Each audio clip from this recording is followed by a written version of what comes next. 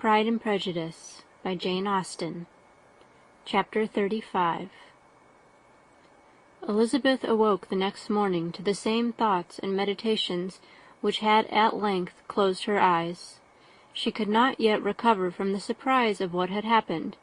It was impossible to think of anything else, and, totally indisposed for employment, she resolved, soon after breakfast, to indulge herself in air and exercise. She was proceeding directly to her favourite walk, when the recollection of Mr. Darcy's sometimes coming there stopped her, and instead of entering the park, she turned up the lane, which led farther from the turnpike road. The park paling was still the boundary on one side, and she soon passed one of the gates into the ground.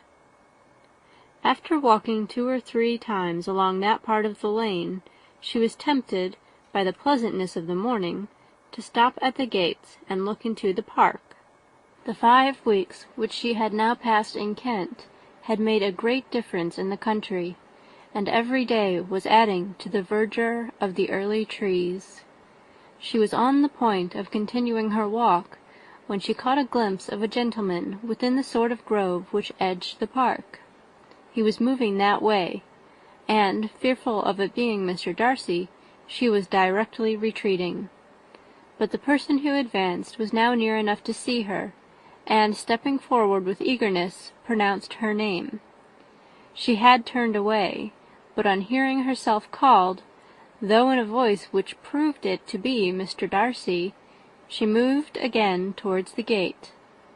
He had by that time reached it also, and, holding out a letter, which she instinctively took, said, with a look of haughty composure, "I have been walking in the grove some time in the hope of meeting you. Will you do me the honour of reading that letter?"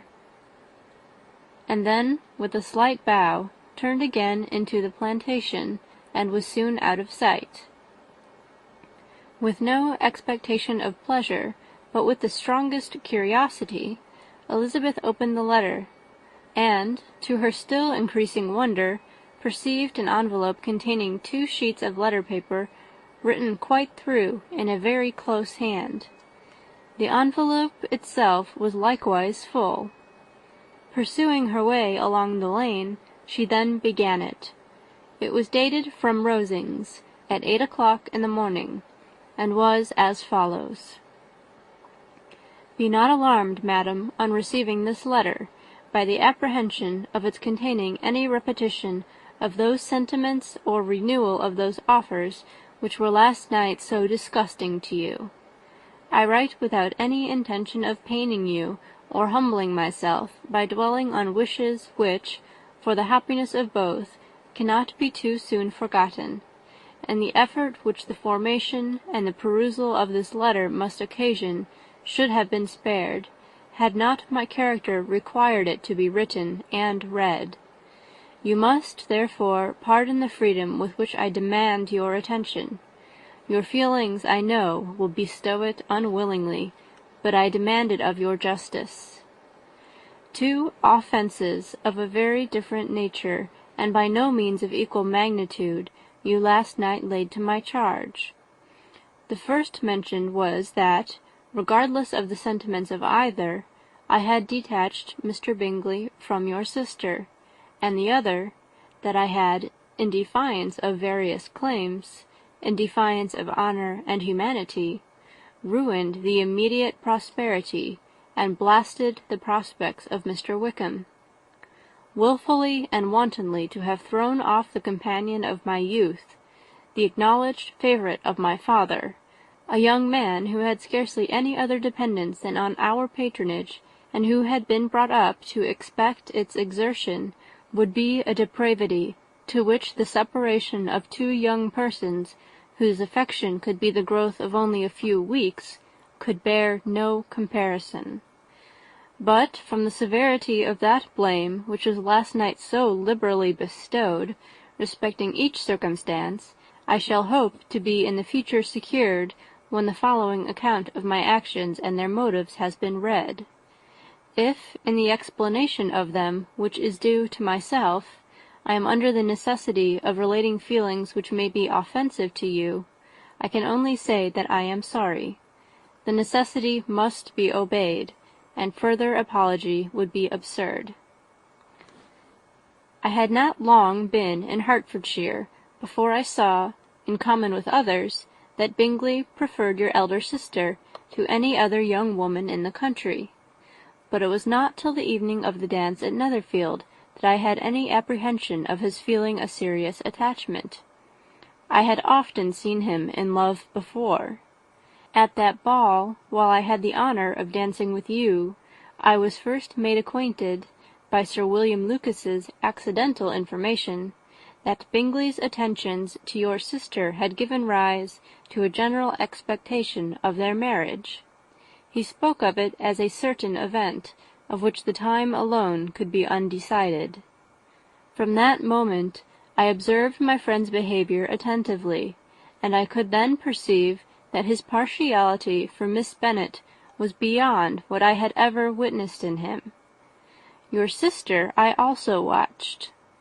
Her look and manners were open, cheerful, and engaging as ever, but without any symptom of peculiar regard, and I remained convinced, from the evening's scrutiny, that, though she received his attentions with pleasure, she did not invite them by any participation of sentiment. If you have not been mistaken here, I must have been in error. If it be so, if I have been misled by such error to inflict pain on her, your resentment has not been unreasonable. But I shall not scruple to assert that the serenity of your sister's countenance and air was such as might have given the most acute observer a conviction that, however amiable her temper, her heart was not likely to be easily touched. That I was desirous of believing her indifferent is certain, but I will venture to say that my investigation and decisions are not usually influenced by my hopes or fears. I did not believe her to be indifferent because I wished it. I believed it on impartial conviction, as truly as I wished it in reason. My objections to the marriage were not merely those which I last night acknowledged to have the utmost force of passion to put aside, in my own case. The want of connection could not be so great an evil to my friend as to me. But there were other causes of repugnance, causes which, though still existing, and existing to an equal degree in both instances, I had myself endeavoured to forget, because they were not immediately before me. These causes must be stated, though briefly. The situation of your mother's family, though objectionable, was nothing in comparison to that total want of propriety so frequently, so almost uniformly betrayed by herself, by your 3 younger sisters, and occasionally even by your father. Pardon me. It pains me to offend you. But amidst your concern for the defects of your nearest relations, and your displeasure at this representation of them, let it give you consolation to consider that, to have conducted yourself so as to avoid any share of the like censure, is praise no less generally bestowed on you and your elder sister, than it is honourable to the sense and disposition of both. I will only say farther, that from what passed that evening, my opinion of all parties was confirmed, and every inducement heightened which could have led me before to preserve my friend from what I esteemed a most unhappy connection. He left Netherfield for London on the day following, as you, I am certain, remember, with the design of soon returning. The part which I acted is now to be explained. His sister's uneasiness had been equally excited with my own. Our coincidence of feeling was soon discovered, and, alike sensible that no time was to be lost in detaching their brother, we shortly resolved on joining him directly in London. We accordingly went, and there I readily engaged in the office of pointing out to my friend the certain evils of such a choice. I described, and enforce them earnestly. But, however this remonstrance might have staggered or delayed his determination, I do not suppose that it would ultimately have prevented the marriage, had it not been seconded by the assurance that I hesitated not in giving of your sister's indifference. He had before believed her to return his affection with sincere, if not with equal, regard. But Bingley has great natural modesty, with a stronger dependence on my judgment than on his own.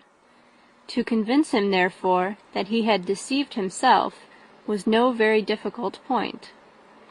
To persuade him against returning into Hertfordshire, when that conviction had been given, was scarcely the work of a moment. I cannot blame myself for having done thus much. There is but one part of my conduct in the whole affair on which I do not reflect with satisfaction. It is that I condescended to adopt the measures of art so far as to conceal from him your sister's being in town. I knew it myself, as it was known to Miss Bingley, but her brother is even yet ignorant of it. That they might have met without ill consequence is perhaps probable, but his regard did not appear to me enough extinguished for him to see her without some danger. Perhaps this concealment, this disguise, was beneath me. It is done, however, and it was done for the best. On this subject I have nothing more to say, no other apology to offer. If I have wounded your sister's feelings, it was unknowingly done, and though the motives which governed me may to you very naturally appear insufficient, I have not yet learnt to condemn them. With respect to that other, more weighty accusation of having injured Mr. Wickham, I can only refute it by laying before you the whole of his connection with my family. Of what he has particularly accused me I am ignorant, but of the truth of what I shall relate I can summon more than one witness of undoubted veracity. Mr. Wickham is the son of a very respectable man, who had for many years the management of all the Pemberley estates, and whose good conduct in the discharge of his trust naturally inclined my father to be of service to him. And on George Wickham, who was his godson, his kindness was therefore liberally bestowed. My father supported him at school, and afterwards at Cambridge, most important assistance, as his own father, always poor from the extravagance of his wife, would have been unable to give him a gentleman's education. My father was not only fond of this young man's society, whose manners were always engaging, he had also the highest opinion of him, and, hoping the church would be his profession, intended to provide for him in it. As for myself, it is many, many years since I first began to think of him in a very different manner. The vicious propensities, the want of principle which he was careful to guard from the knowledge of his best friend, could not escape the observation of a young man of nearly the same age with himself, and who had opportunities of seeing him in unguarded moments, which Mr. Darcy could not have. Here again shall give you pain, to what degree you only can tell. But whatever may be the sentiments which Mr. Wickham has created, a suspicion of their nature shall not prevent me from unfolding his real character. It adds even another motive. My excellent father died about 5 years ago, and his attachment to Mr. Wickham was to the last so steady that in his will he particularly recommended it to me to promote his advancement in the best manner that his profession might allow, and, if he took orders, desired that a valuable family living might be his as soon as it became vacant. There was also a legacy of £1,000. His own father did not long survive mine, and within half a year from these events Mr. Wickham wrote to inform me that, having finally resolved against taking orders, he hoped I should not think it unreasonable for him to expect some more immediate pecuniary advantage, in lieu of the preferment by which he could not be benefited. He had some intention, he added, of studying law, and I must be aware that the interest of £1,000 would be a very insufficient support therein. I rather wished than believed him to be sincere, but at any rate was perfectly ready to accede to his proposal. I knew that Mr. Wickham ought not to be a clergyman.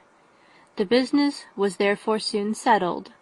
He resigned all claim to assistance in the church, were it possible that he could ever be in a situation to receive it, and accepted in return £3,000. All connection between us seemed now dissolved.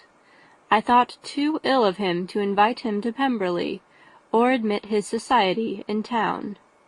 In town I believe he chiefly lived, but his studying the law was a mere pretence, and being now free from all restraint, his life was a life of idleness and dissipation.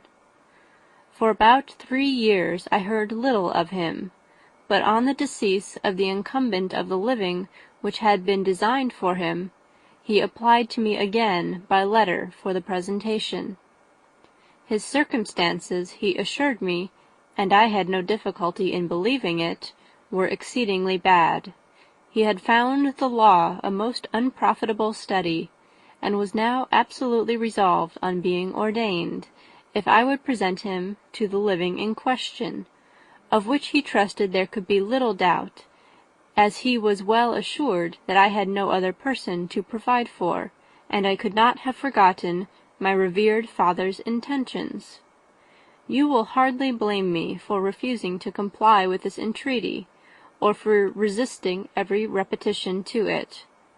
His resentment was in proportion to the distress of his circumstances, and he was doubtless as violent in his abuse of me to others as in his reproaches to myself. After this period every appearance of acquaintance was dropped. How he lived I know not, but last summer he was again most painfully obtruded on my notice. I must now mention a circumstance which I would wish to forget myself, and which no obligation less than the present should induce me to unfold to any human being. Having said thus much, I feel no doubt of your secrecy. My sister, who is more than 10 years my junior, was left to the guardianship of my mother's nephew, Colonel Fitzwilliam, and myself.